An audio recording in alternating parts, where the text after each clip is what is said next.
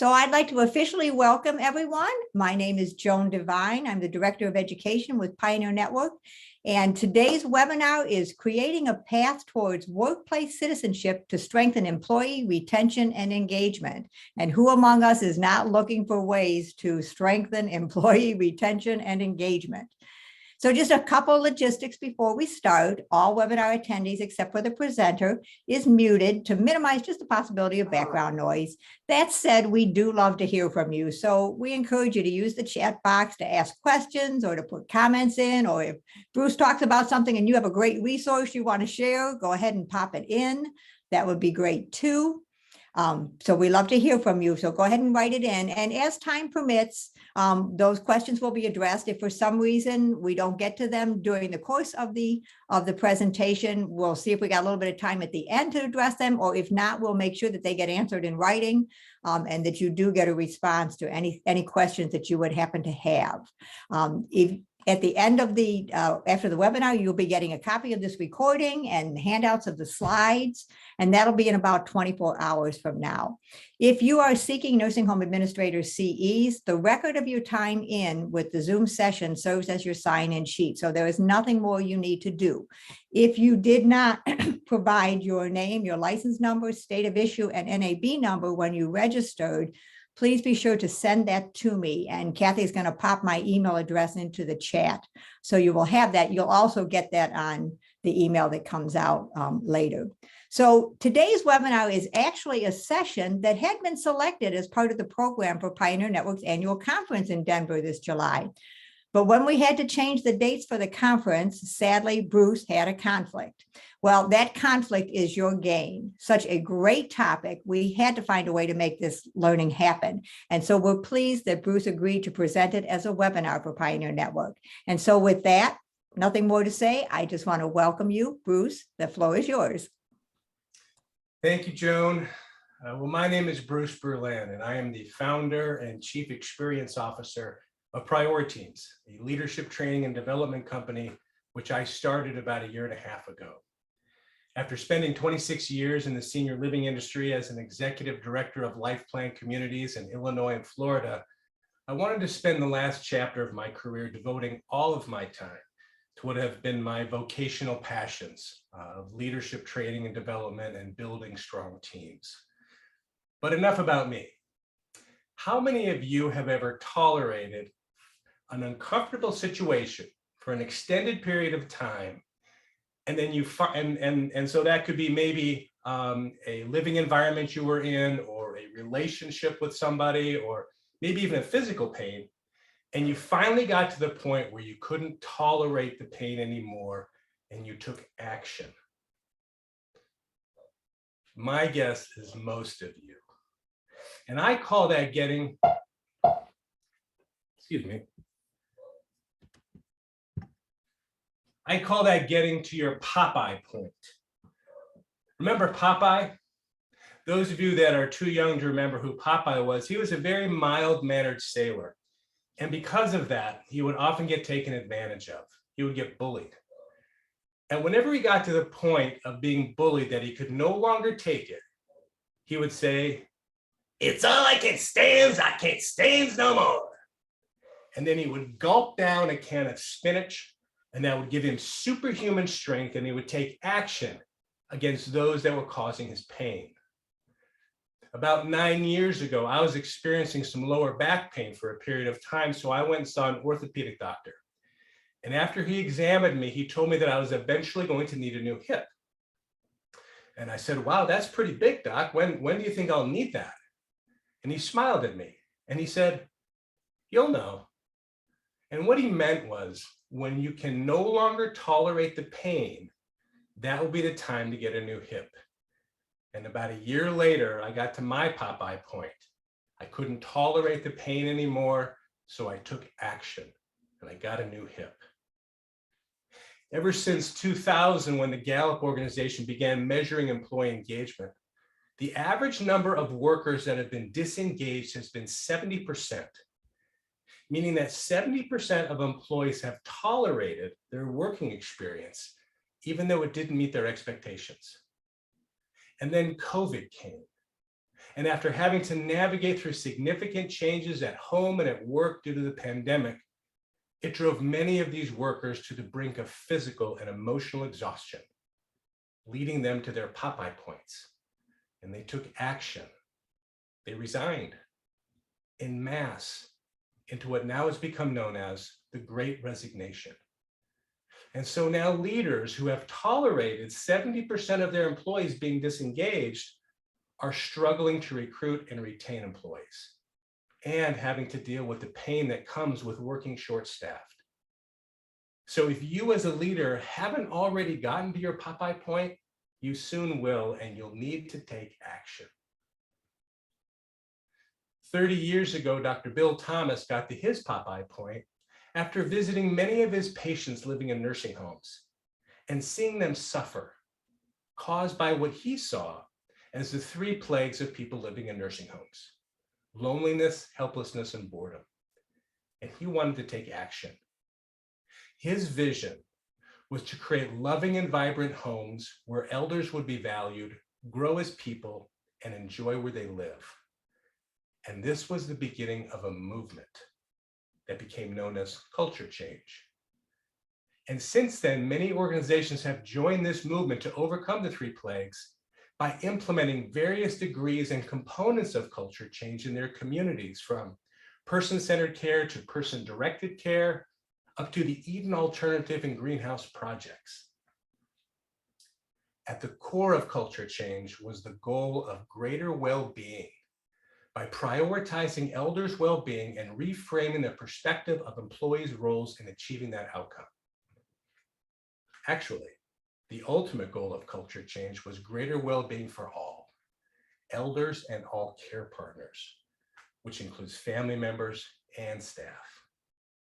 And while there have been great strides made in creating greater well-being for the elders and the family members that you serve, based upon employee engagement statistics and the current staffing crisis, I believe there's a great deal of room to improve in creating greater well-being for your staff. So what can we learn from the culture change movement to help create greater well-being for your staff? A lot, actually. Over the years, leaders have implemented various initiatives and programs designed to improve employee engagement, but many of them neglected to give proper attention to their employees' working experiences and their well-being because they did not meet their critical needs. So what are employees' critical needs? Well, based upon Gallup's Q12, the 12 elements of engagement with which measures areas that leaders directly impact, these are what I believe are the 5 critical needs of all employees that drive their engagement. The need to be equipped, to have clear expectations of their job defined, and have the necessary supplies, equipment, and training in order to be successful. The need to feel a sense of belonging, to be known and accepted for who they are, and have meaningful relationships with their coworkers. The need to be valued, to be trusted, to have a say-so, and to be recognized and cared for. The need to engage in meaningful work and to know how their work impacts elders, their coworkers, and the organization. And then the need to have opportunities to grow, to learn new skills, to be able to make mistakes and learn from them, and to see a career path. So when I look at these 5 critical needs, I notice that they bear a close resemblance to what Bill Thomas identified as the 3 plagues of people living in nursing homes. Helplessness, by staff being overwhelmed with tasks and not feeling properly equipped to be successful in their jobs, and by not being involved in the decision-making in the work that they do. Loneliness, by staff not having opportunities to connect with and build relationships with their coworkers, by not feeling a sense of belonging with their team or in their community or within their organization. And boredom, by staff not seeing how their work is meaningful and not learning new skills or seeing opportunities to grow. So if these same 3 plagues are impacting employees in the workplace, maybe the approach that leaders should take to overcome them should follow the same path taken in the culture change movement. But instead of Bill Thomas's vision to create loving and vibrant homes where elders would be valued, grow as people, and enjoy where they live. Leaders' vision would be to create loving and vibrant workplaces where employees would be valued, grow as people, and enjoy where they work. And instead of achieving greater well-being by prioritizing elders' well-being and reframing the perspective of employees' roles in achieving that outcome, leaders would achieve greater well-being by prioritizing employees' well-being and reframing the perspective of their role as a leader in achieving that outcome. One of the primary roles that was reframed during the culture change movement was that of a caregiver. Caregivers became care partners, and this slight reframing created a powerful shift in the mindset of their duties and responsibilities. And that had a huge positive impact on creating greater well-being for the elders that they served. So in order to follow the same path taken in the culture change movement, the action that you need to take at your Popeye point to achieve greater well-being for your employees in order to strengthen employee retention and engagement is to reframe the perspective of your role as a leader. From being a CEO and prioritizing business outcomes to being a shepherd leader and prioritizing the well-being of your flock, your people. And so I want to share with you 3 primary practices of a shepherd leader. To be a shepherd leader, you need to know your flock. This means that you need to know each of your people, who they are, not just what they do. Know what they need in order to be successful, and know what each of their individual and unique strengths are. To be a shepherd leader, you need to create a safe pasture, a workplace environment that is free from fear, where people trust and are trusted, and where they have confidence and are empowered to make decisions. And to be a shepherd leader, you need to care for your flock by coming beside your people to support them, to advocate for them, to encourage them, and to help them grow. And by creating a workplace environment where your people are able to build relationships with each other. So being a shepherd leader is who you need to be in order to create greater well-being for your employees. What you need to do to create this greater well-being is to meet their critical needs. Now all we need to determine is how you're going to do it. With culture change, the paradigm of care evolved over time from being provider-directed, where management made decisions about elders' care and lifestyle, to being person-directed, where elders made those decisions, all with the goal of greater well-being. In order to understand the components of well-being and what was needed for elders to experience well-being and contentment, through a collaborative effort of a task force of culture change specialists, the Eden Alternative identified 7 primary domains of well-being: identity, connectedness, security, autonomy, meaning, growth, and joy. And these 7 domains of well-being have been used as a framework for creating well-being for elders in a person-directed care culture.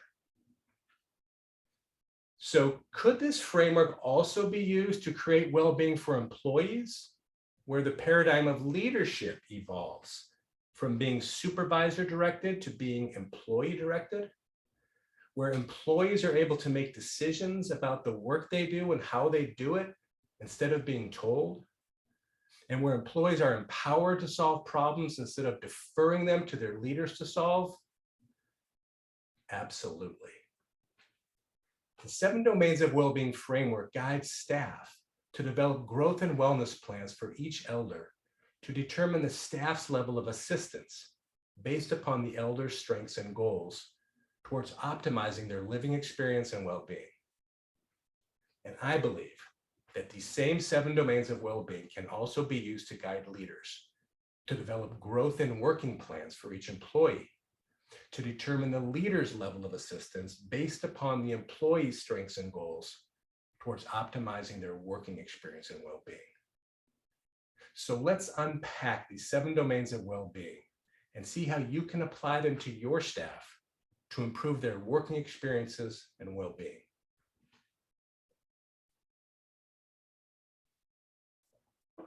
Identity, having a history, being well known. Everyone has a story that makes up who they are and what they have to offer. Having identity is about others knowing your story. When employees work in an environment where they are known, it helps them feel a sense of belonging. As a shepherd leader, knowing your flock starts with knowing their stories. Know about their childhood and their life experiences. Know about their family and their interests outside of work. Many of you use questionnaires like My Story and Life Bio to learn about your elders. You can use similar questionnaires to get to know your employees. How much you know about your people shows them how much you care about them, and that shows them how much you value them. Your staff also wants to be known by their coworkers.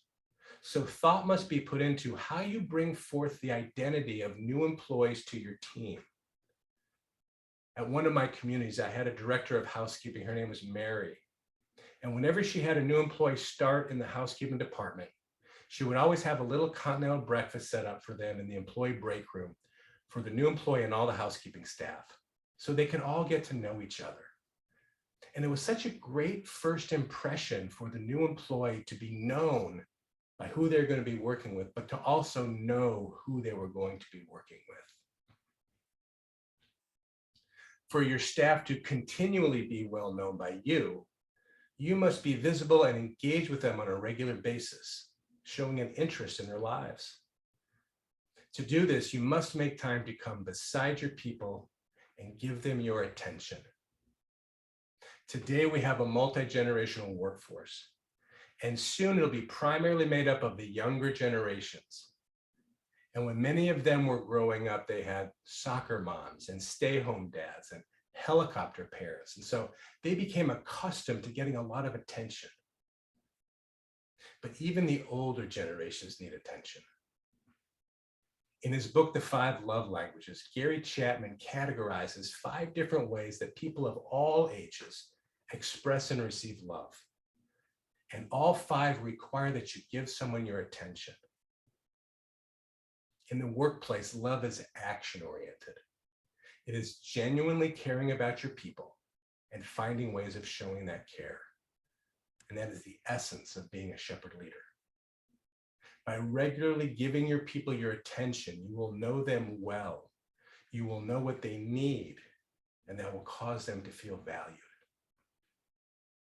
When you have positively impacted your people's domain of identity, you will meet their critical needs of feeling a sense of belonging and being valued.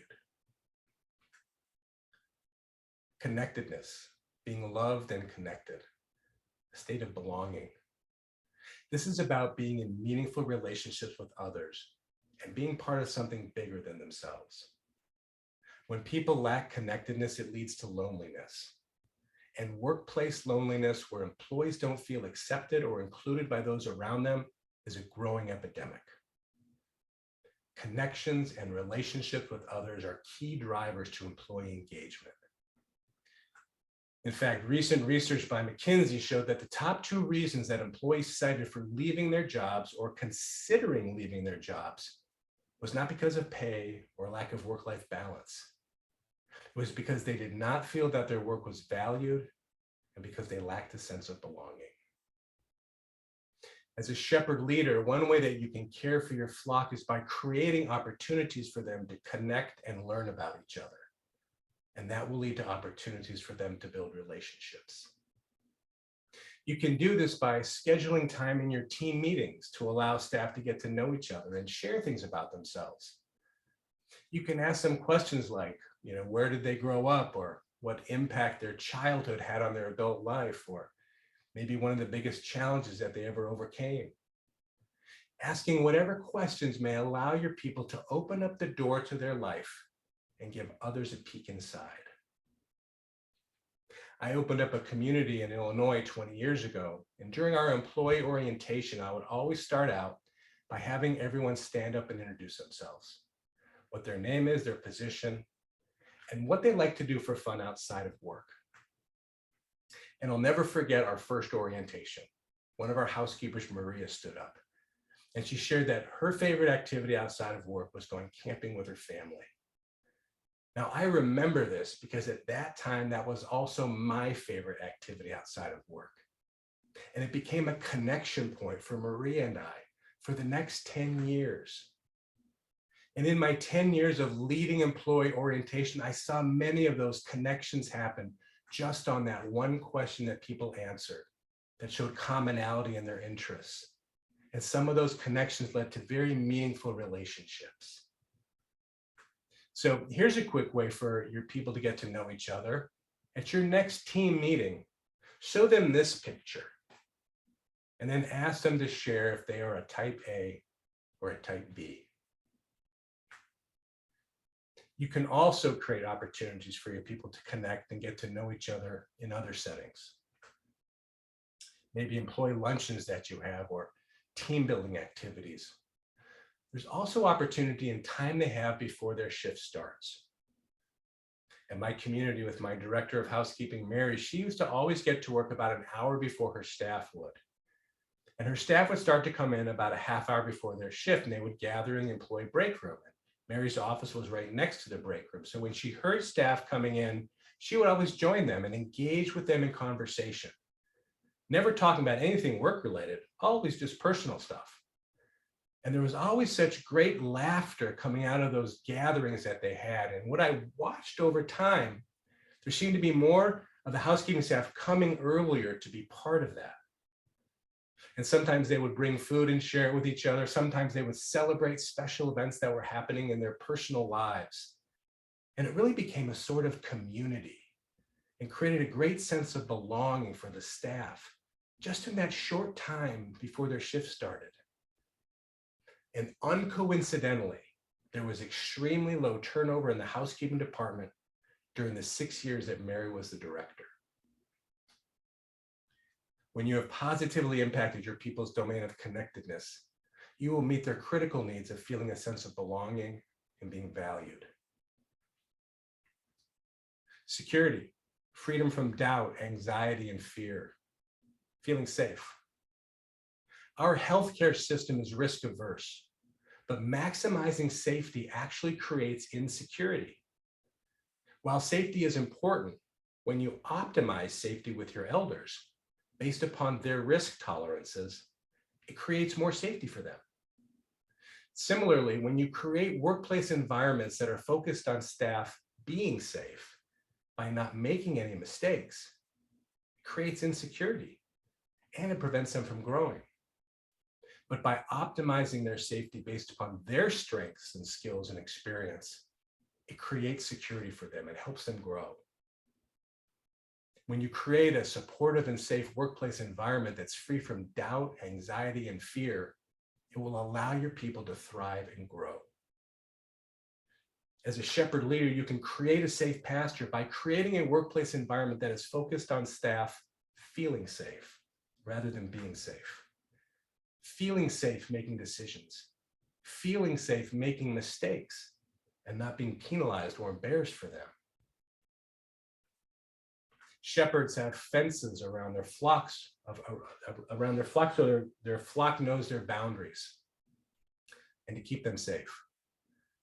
To keep your flock safe, you must make sure that your people know their boundaries, which are the expectations of your organization culture, behavioral norms, your desired business outcomes. When your people know their boundaries, they will have the confidence that they need to be autonomous and engage in meaningful work. To keep your people safe, you also need to provide training and resources to them to help them be successful. And you need to communicate effectively in a timely and understandable manner, keeping them well informed about what's going on in their department, in your community, and within your organization. At the Ritz-Carlton Hotel Company, they have 3 daily stand-up meetings a day in all their hotels around the world because they have 3 shifts. And they have them at the same time every day in all their hotels, and they all use the same template in all their hotels. They talk about what's going on in Ritz-Carlton worldwide that they want all their employees to know. Then they talk about what's going on in that specific hotel that they want all the employees of that hotel to know. And then they review one of their 12 service values, which are their service expectations. And so they will review maybe the first one day, then the second one the next day, then the third one, and we're done with 12, they'll go back to 1 and go through it again. So in these meetings, employees are kept well informed and they're continually reminded of performance expectations. And that equips them to deliver exceptional customer service, which is what the Ritz-Carlton is known for. You can also create a safe pasture by protecting your people, meaning that when they're in trouble, you come beside them to help them. Maybe they're overwhelmed with work because you're short-staffed, and so you stop what you're doing and you come beside them and you work with them and help them. Or maybe they're being treated unfairly or harshly by an elder or a family member or a coworker, and you speak up for them and defend them. It's about letting them know that you have their backs and their best interests in mind. This will not only cause them to feel safe, they will also feel valued and a sense of belonging. When you have positively impacted your people's domain of security, you will meet all 5 of their critical needs. Autonomy, freedom to choose, a sense of control. It's about being one's own self and having a voice and a choice. Lacking autonomy leads to feelings of helplessness. Part of person-directed care is about elders being empowered to make decisions about their routines, their care, and the activities that they participate in. Your employees also want to be empowered to make decisions about the work they do without having to ask for permission or be told. Having a voice and a choice gives them a feeling of control. As a shepherd leader, you can care for your flock and create autonomy by leading from the front and leading from behind. Leading from the front is about articulating a clear vision of the future, the big picture, what success looks like. It's about aligning your team and their work with your organization's mission and values and showing them how they fit in and contribute. And leading from the front also allows you to inject energy and lead by example. But the danger of leading from the front is that some of your people may lose their way and get left behind. And that's why you must also lead from behind and let your people go ahead of you. Leading from behind promotes a nurturing mindset because it allows you to see everything that's going on and what your people need. You can see if they're struggling or discouraged or on the wrong track, so you can come beside them and encourage them, support them, or redirect them. Leading from behind creates a culture of ownership. By showing trust in your people, they will feel valued and that they are engaged in meaningful work. And when that happens, they will perform at a higher level. And leading from behind also creates more leaders by creating space for others to go forward and by allowing them to have autonomy.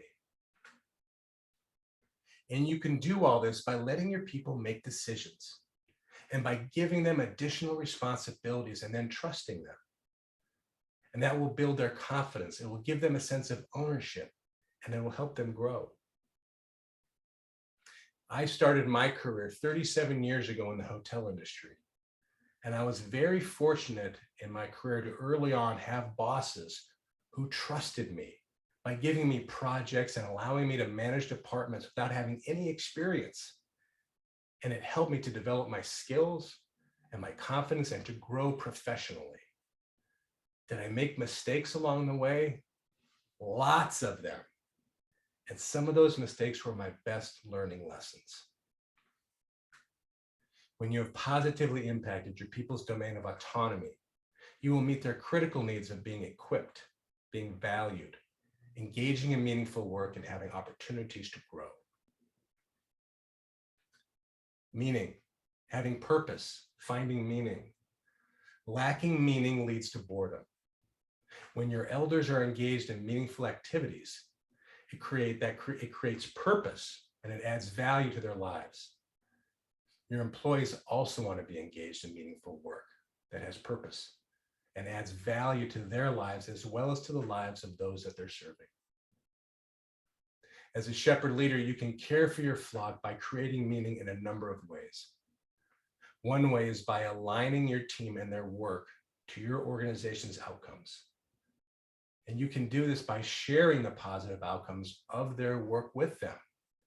Maybe it's letters you receive from your elders or family members, or survey results, or financial results, or satisfaction scores. You can share them with your employees at team celebrations, or in an employee newsletter or employee bulletin boards. After a couple months into the COVID lockdown in my last community, we received many letters from our elders and family members, as I'm sure most of you did, thanking the staff and praising them for doing such a great job in keeping them safe and providing care and services during these very scary times. And so we posted all of those letters around the time clock, so all the staff could see the impact that they were having on people. Another way that you can create meaning is by including your people in decision-making processes in the work they do, by collaborating with them. When you give your people a voice by soliciting their feedback and problem solving and strategic planning, it gives them a feeling of control and being engaged in meaningful work. And it also leads to much better decisions being made and plans being developed. You can collaborate with your people one-on-one or in small focus groups or task forces or in your team meetings, either as a portion of your team meeting or an entire meeting dedicated to collaboration. And you can also create meaning by engaging your staff in their strengths. Now, when I talk about strengths, I'm talking about activities that make them feel strong, activities that they're good at, that bring them joy and also bring value to the organization. At one of my communities, I had a moving coordinator. Her name was Anne. And Anne's job was to help new elders select the finishes for their home, their flooring, their countertops, their paint colors, and help coordinate the move-in. But while doing her job, Anne also loved to help the elders design their homes if they were interested. And we learned about this because we were receiving such positive feedback from our new elders about what a great job Anne did in helping them design their homes. So knowing this, when the time came to replace some furniture in a common area, we asked Anne if she would specify this furniture for us instead of us using our contracted interior designer.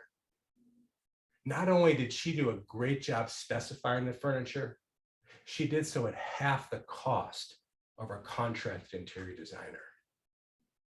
Or I should say, our former contracted interior designer. We ultimately created a new position for Anne, Director of Interior Design, because we wanted to leverage her strengths, which benefited our community, but it also greatly increased her engagement in both her roles as the Director of Interior Design and Move-In Coordinator for the next 10 years until she retired.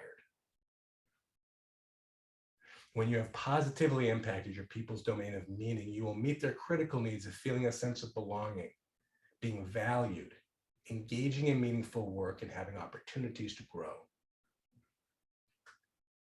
Growth, learning and development, evolving and growing as people.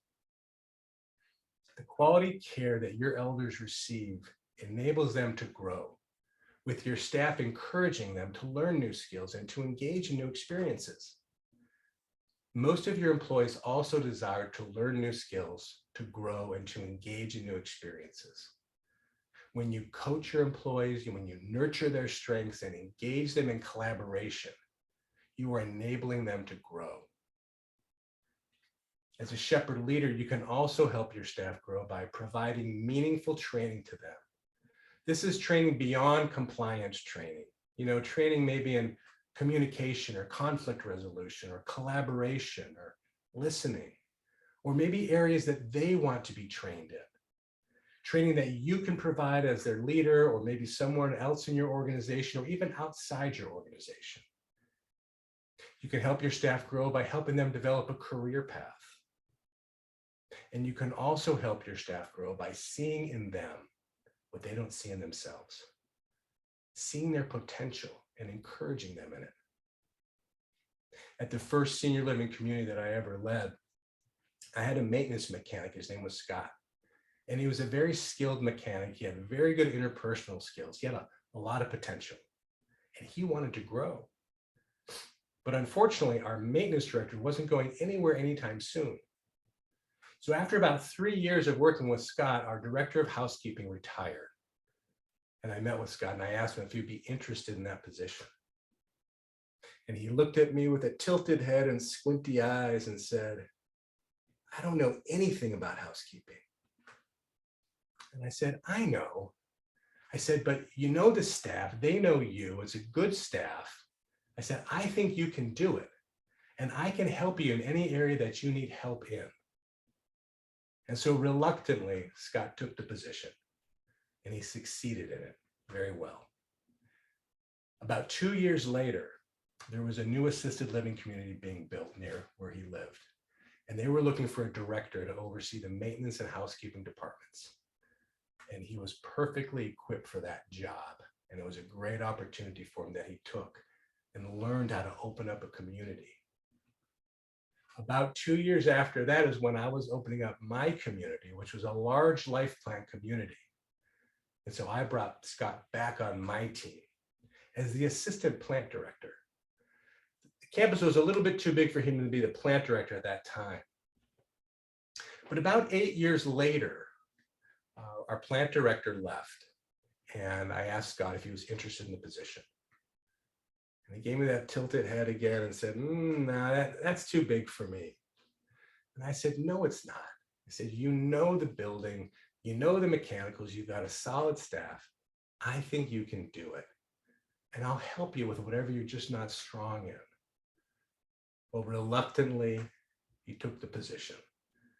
And this year, he is celebrating his 20th year at that community, with the last 8 being the director of plant operations. When you have positively impacted your people's domain of growth, it will meet all 5 of their critical needs. And then finally, joy, contentment, and enjoyment. Joy is the culmination of positively impacting the previous 6 domains. As shepherd leaders, when you have positively impacted your elders and employees' domains of identity and connectedness, security, autonomy, meaning, and growth, that will lead to them experiencing more moments of emotional joy and contentment. And the more often they can experience emotional joy and contentment, the more resilient they will become as they navigate through the challenges that occur in life's journey. As a shepherd leader, by knowing your flock, creating a safe pasture, and caring for your flock, you will have created a workplace environment with higher levels of engagement, commitment, and retention. When you have positively impacted your people's domain of joy, you will meet all 5 of their critical needs. Culture change has evolved over the past 30 years and continues to evolve today. In her book, Disrupting the Status Quo of Senior Living, Christian Living Community CEO Jill Vitale-Awesome suggests taking culture change a step further by reframing elders as citizens and taking a deeper look into what they need to live long and healthy lives. As citizens of their community, elders are active participants, as fully engaged and empowered problem solvers who have influence and impact on their community, and who share in the responsibility in caring for and supporting each other. I just love the reframing of elders to citizens because it creates a powerful shift in the mindset of their roles and responsibilities, which will lead to positively impacting their well-being. And I believe that's exactly how we should reframe our employees as citizens. As citizens, they're not just consumers, they are contributors. As fully engaged and empowered problem solvers, engaged in meaningful work towards the shared goals of your community. All of which leads to higher levels of engagement, productivity, retention, and a sense of belonging by being part of something bigger than themselves. When you have citizens on your team united towards shared goals, you can then unleash their collective creativity and genius to accomplish great things, well beyond your organization's desired business outcomes. But will this really work? Well, I want to share a story with you about how I unintentionally became a shepherd leader and unintentionally created workplace citizenship with a team that I led 33 years ago.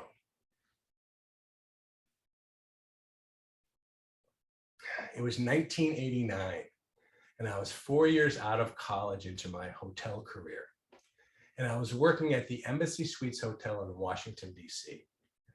And I knew nothing about leadership, okay? Just 4 years out of college.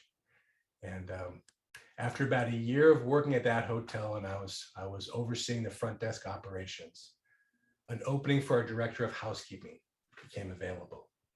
And my boss, my general manager, met with me and asked me if I would be interested in taking this position for a year. Well, now it was my turn to tilt my head, squint my eyes, and say, I don't know anything about housekeeping. And he looked at me and smiled and said, I know, but I think you can do it. So he essentially made me an offer I couldn't refuse. He clearly saw something in me that I hadn't seen in myself.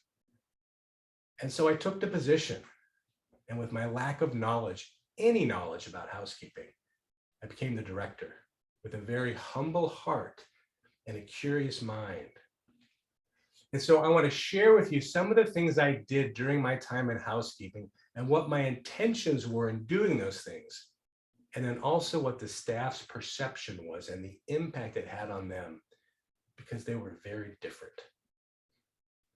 The first thing I did when I got to the department is I put on a housekeeping uniform. My intention was just to be comfortable. This was a great opportunity not to wear a suit and tie to work every day. My staff's perception was that I was one of them. I wasn't just their boss, I was one of them. No other director had ever put on a uniform before. During my first 2 weeks, I met with all of our employees one-on-one. There was about 30 of them. And I had a pad and a pen, and I asked them all the same questions. I said, what do you like about working here? What don't you like about working here? And what suggestions do you have for improvement? Now, my intention was just to learn about the department. I knew nothing, so I thought, who better to ask than those that do the work? Their perception was that I cared about what they had to say. No other director had ever asked them questions like that before. So I unknowingly, positively impacted their domain of identity. During my first month, I worked in all the positions to learn about the jobs as a housekeeper, as a houseperson, and laundry. I just had to learn what the jobs entailed and what were reasonable expectations, because I didn't know. And then for the first, 2 or 3 months after that, I worked a lot doing the jobs because we were very short-staffed. During the first few months, I was the director. My staff's perception of that was I was coming beside them to help them, that I was their partner, not just their boss. So I unknowingly positively impacted their domain of security. I used to come in 2 hours before the staff was scheduled to work to make sure all the work was assigned and figure out who I had to call in to cover shifts that people are calling off for, or what have you. And after a while, I figured out I had a routine, and I was done about an hour before the staff was scheduled to start. And many of the staff arrived about an hour before their shift because they took public transportation. That was when they had to get there. And when they came, they would all gather in the laundry room, and my office was in the laundry room. So when I was done with scheduling all the work, I would just come out and engage with them and chat with them, and nothing about work, just getting to know them and them getting to know me. My intention in coming to work early was to make sure I had enough time to schedule all the work. I didn't realize that I was getting to know them and they were getting to know me, creating that sense of belonging. I unknowingly positively impacted their domain of connectedness. During that time with Embassy Suites Hotel, the only way that employees could make more money other than cost of living increases, which didn't necessarily happen every year, was with a program called skill-based pay. And the way it worked was you would transfer from your position to another position. And after working there for 3 months, you'd get a 25-cent an hour increase. And then you would just continue working in that position. So a few weeks after I started as the director, we lost some of our house persons and we weren't getting any candidates to replace them. And so one of my supervisors, Renee, came to me and said, "Hey, Bruce, what do you think about having our housekeepers fill the open house person positions and just having them work there for 3 months, get their 25-cent an hour raise, and then go back to being a housekeeper?" And I said, "Well, that's really not the spirit of the program. But I don't see anything that says you can't do that." So I saw it as the only way we could fill these positions. So I said, let's do it. So housekeepers became house persons. And the first thing they did on their own with no direction was they reorganized all the storerooms. See, all the storerooms had all the supplies that they needed to stock their carts to clean the rooms. You know, the towels, the bed linen, soaps, shampoos, and all that. And the previous house persons did a horrible job of keeping it stocked and keeping it orderly. So it always took them a lot of time to find everything they needed to set their cart up. So what they did, when the housekeepers got in there, they completely stocked the storerooms. They made it nice and neat, so it was very functional. Over time, all of the housekeepers worked as a house person for 3 months because they all wanted to get a 25-cent an hour raise.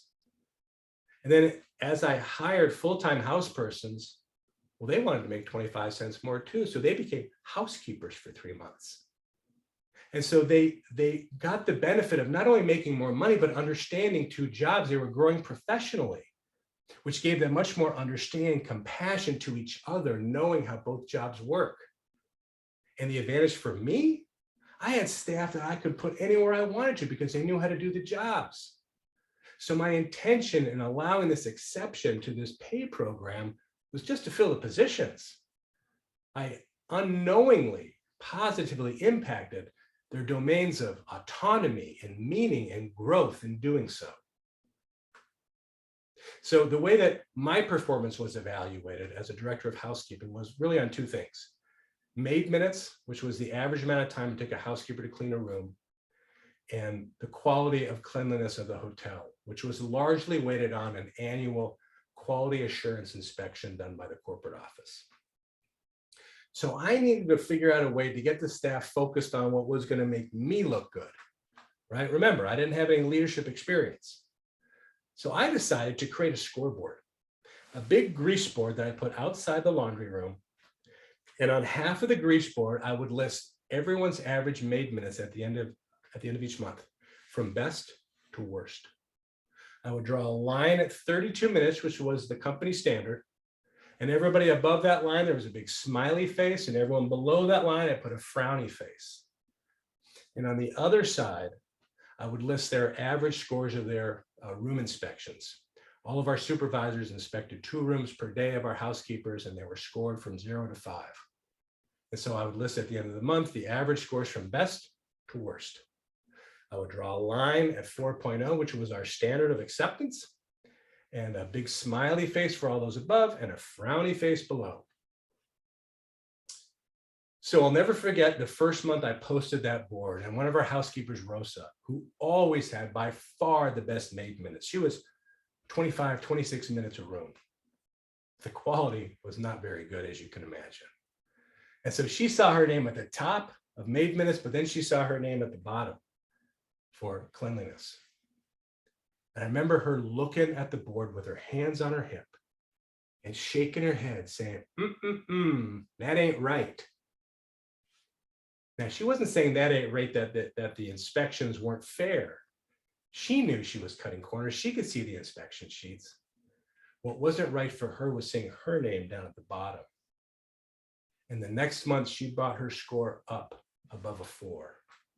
Now, she put some more time into the room, but still well below the 32-minute standard. And what I noticed after several months is that all of the staff brought their maid minutes and inspection scores above the smiley face line. Now, my intention in doing this was to, I don't know, manipulate the staff to make me look good. I had no idea that I was sharing the positive outcomes of their work, and that was motivating them. I unknowingly positively impacted their domain of meaning. As I said, during the first few months, we were very short-staffed, so I frequently had to ask people to work a 6th and 7th day of the week. And I was concerned that they would eventually get tired of that. And so I didn't want them to get tired of that. I needed them. So I found these little inexpensive pins that look like stars. And whenever someone would work an extra day, I'd find them in the hotel where they were, and I'd give them the star pin. And I would thank them for coming in that day, tell them how much I appreciated it. Now, my intention was that they would feel appreciated. They would know I was thankful, but also so they would be willing to work again when I asked them. What I didn't know was going to happen was that they valued those stars a lot. And I didn't anticipate them actually wearing them. They wore them on their uniforms. And we were so short-staffed that most of the staff worked a lot of extra days. So they had a lot of stars, and it was like the military. And they became badges of honor.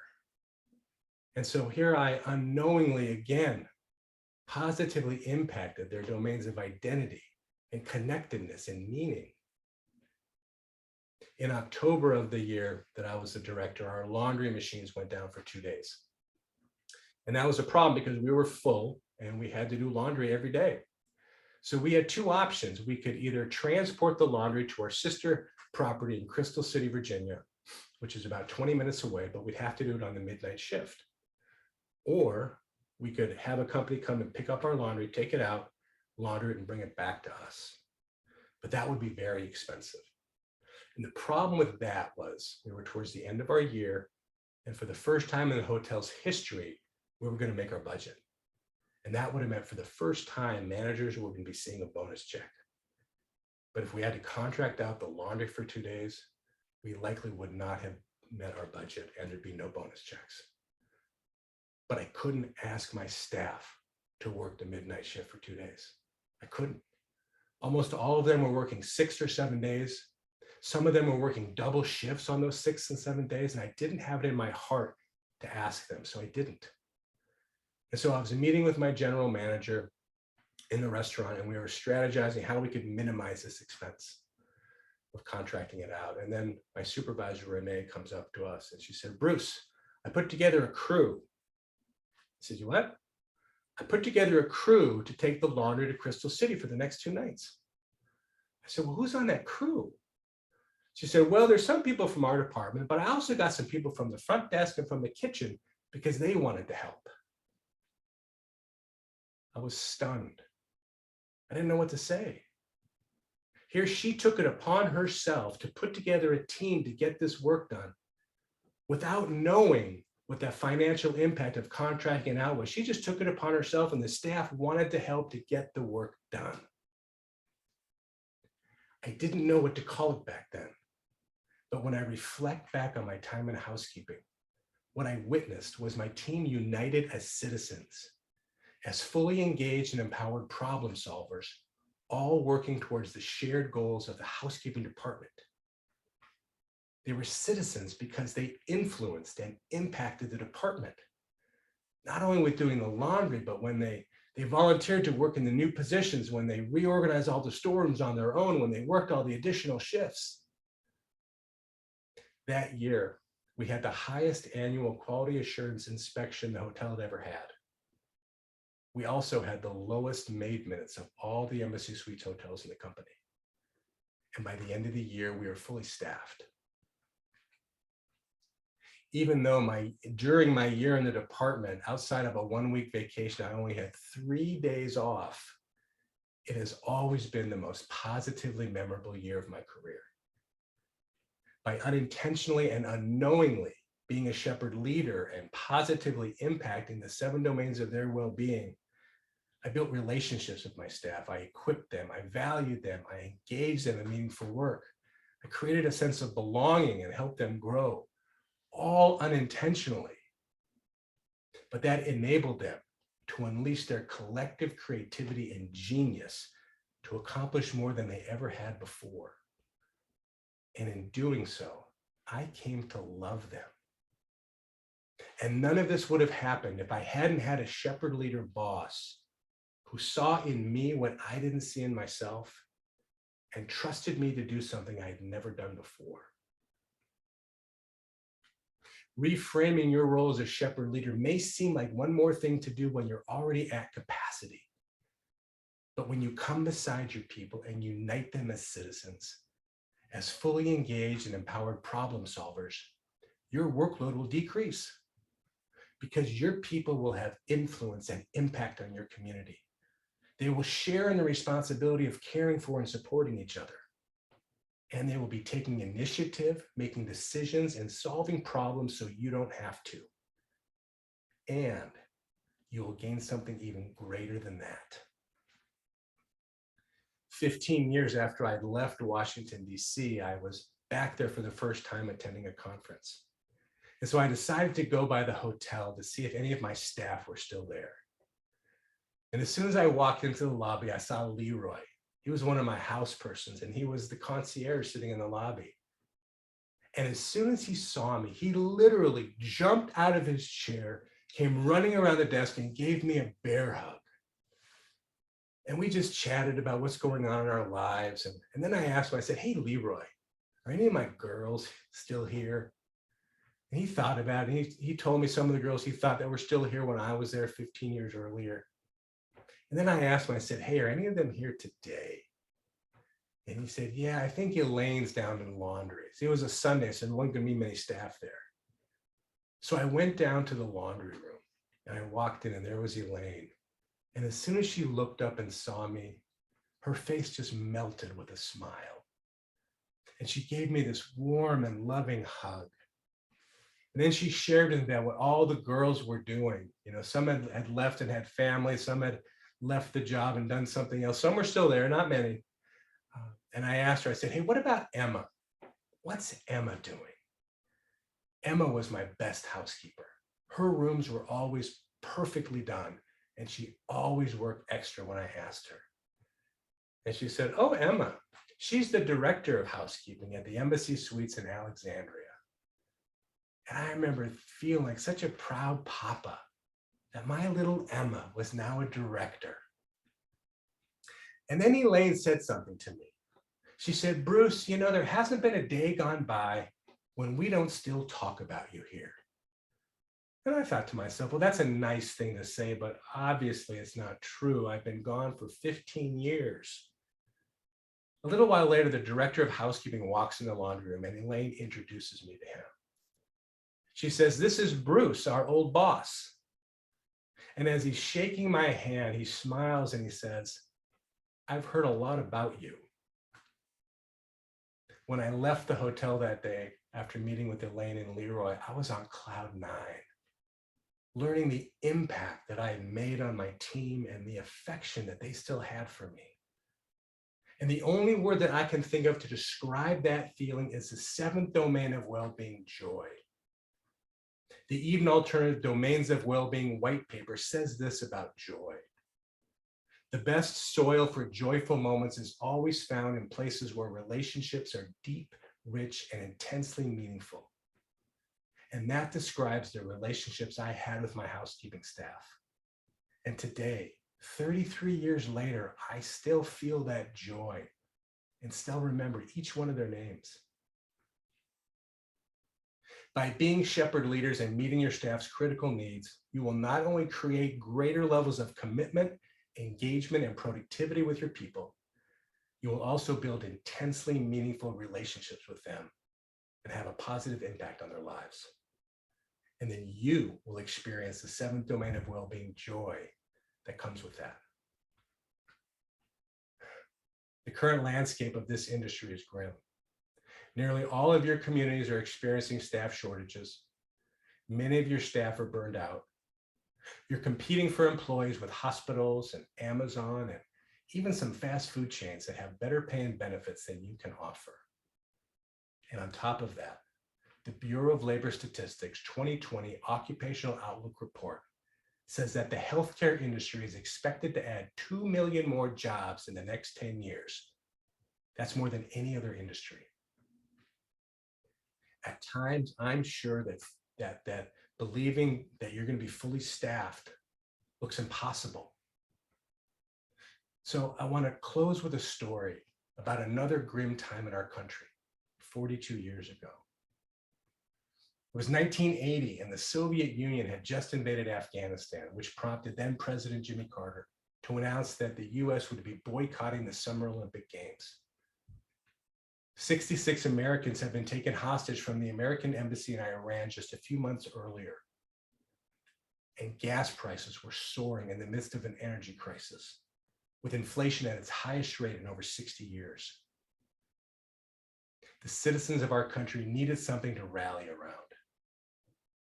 That year, a team of 20 teenagers, unaware of what was happening around them, were working towards a shared goal: to win an Olympic gold medal in hockey. And in order to have a chance to achieve their goal, they would have to beat the Soviet Union team, which had some of the best players in the world. The Soviet team were professionals who had played together for a long time, unlike the American team that were all amateurs and had only played together for the last 11 months. Some people said that this Soviet team was the greatest hockey team ever assembled. And in fact, it was that team that beat the NHL All-Stars, our all-star hockey players, 6-0, a few months before the Olympic Games. Beating the Soviet team looked impossible to almost everybody in the world.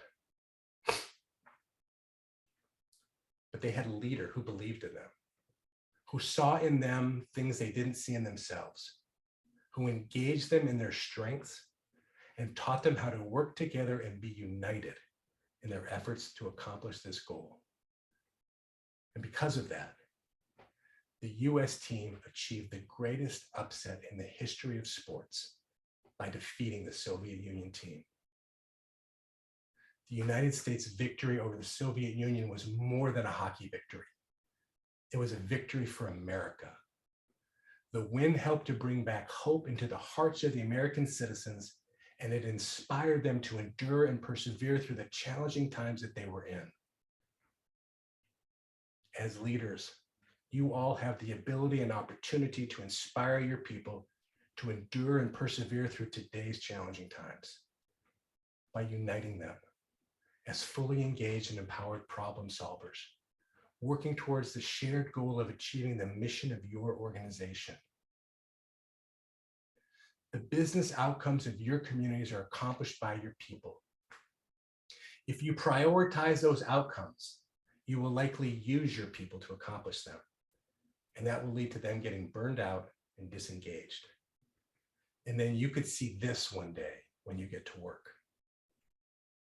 But if you prioritize the well-being of your people, you genuinely care about them and find ways of showing that care, like a shepherd leader, you will love them to accomplish those business outcomes. And that will lead to greater commitment and engagement.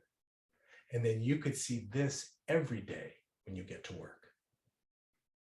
So I encourage all of you to leave here today, choosing to be shepherd leaders, focused on meeting the critical needs of your employees by positively impacting the 7 domains of their well-being.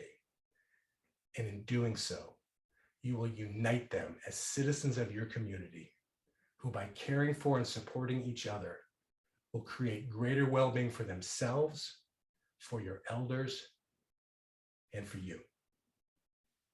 So I thank you for being here. And Joan, I turn it back over to you. Wow.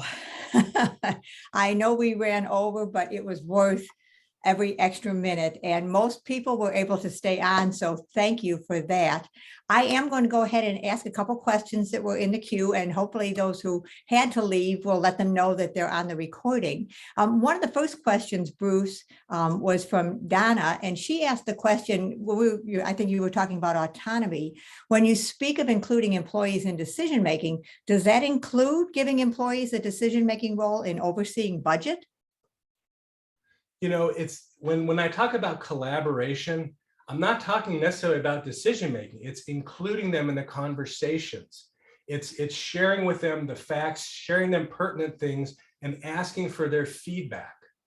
When you collaborate with people, when you give them opportunities to be heard and to have a voice, they're going to be much more willing to accept plans because they had an opportunity to weigh in. Because when you have weigh in, you're going to get buy-in, even if they don't agree with it. So it's not giving your frontline staff decision-making authority necessarily, but it's soliciting their feedback and utilizing that in making your decisions. Yeah. Very good. Thank you so much. Another comment was your wisdom is so very helpful and impressive. There's some great, oh my gosh, you've got to look at the chat because all kinds of great things coming through, Bruce. But this one, your wisdom is so very helpful and impressive, especially in that early role in which you were the consummate leader for the housekeeping staff. Who led you and taught you these skills that made you so exceptional? It's really funny. I probably have to say maybe my mom. I don't know. I mean, I was purely doing these things, trying to achieve different outcomes than actually happened. I didn't have anyone directing me. I just was doing things with much different intentions that turned out. And the disadvantage of not knowing what I was doing was, I left that job and I worked in other hotels and then got in the senior living industry. And because I didn't know what I was doing right, I didn't carry over a lot of those philosophies and practices until much later in my career when I learned more about leadership and understood what I was doing. So it was really very accidental, honestly. Well, it was a wonderful accident that many, many people have surely benefited from over the years, Bruce. And I think you have shared that with so many people, and it kind of reinforced we always talk about hire for attitude, train for skills. And you have seen the best in people, and you've seen those that have the heart and help them grow. The last question that was posed was, when we speak of security with respect to employees, it seems imperative to address their compensation. If employees aren't paid a living wage, then insecurity about supporting themselves and their families impacts their performance and the well-being of the residents. Where does compensation fit into the domains of well-being? Compensation is not something that a frontline leader can control.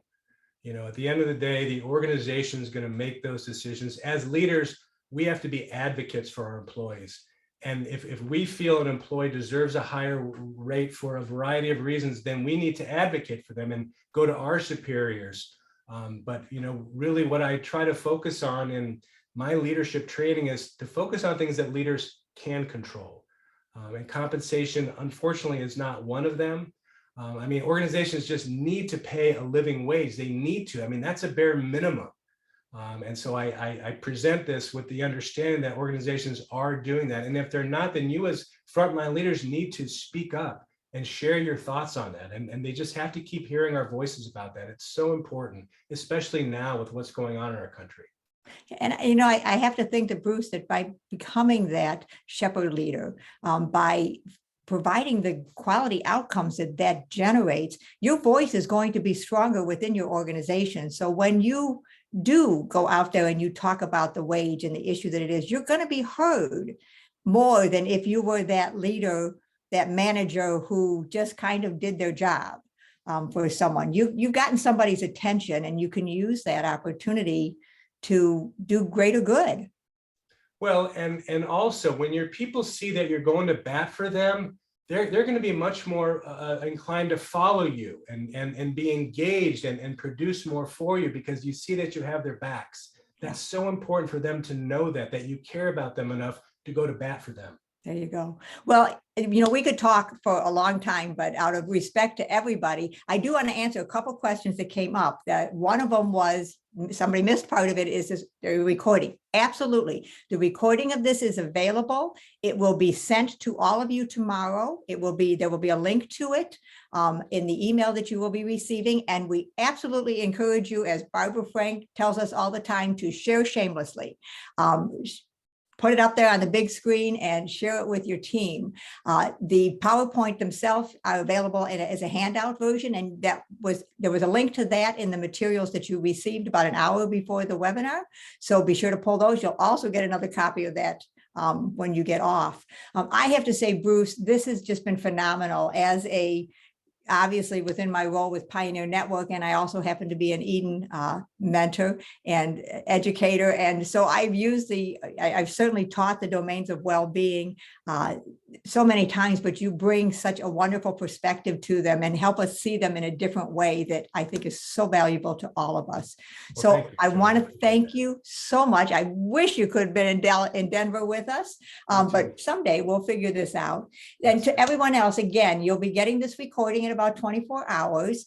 If you are a nursing home administrator, if you sent me all the right paperwork, you should be getting your NAB certificate later today or tomorrow. If you don't get it by the end of the day tomorrow, check your spam.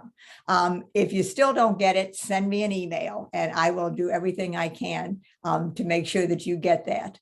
Coming up next, again, I could not leave without telling you, we'd love to see you. Check out Pioneer Network's website, see what we have on there, our tools and resources, our online store. This webinar will ultimately be in the tools and resources in the video section. So a quick, easy place for people to find it. And although you won't get to meet Bruce in Denver, it is still going to be the place to be July 27th through 30th. We'll be exploring the past, treasuring the present, shaping the future. We have lots more incredible guides like Bruce, who we are so blessed will be able to be with us, great solution partners, networking with like-minded people. I saw several names today that are going to be in Denver that have been with us here today. So that is great to see. Again, Bruce, I cannot thank you enough for a phenomenal presentation, for sharing this with all of us, for all the work you do, and to everyone who's here on this webinar. Thank you for everything that you do every day, for your passion, for wanting to learn more so that we can all do better. Please have a safe and a wonderful day. Thank you, Joan. Thank you for everything.